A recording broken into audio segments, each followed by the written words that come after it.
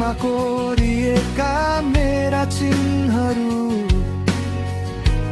बिस्तारै मेटिँदै जानेछन्। जसरी तिम्रो नाम मेरो ओठ ओठ हराउँदै जानेछ। पहाडहरू टोलाइरहे मेरो मन पीडालाई छाया मात्रै सँगै छ।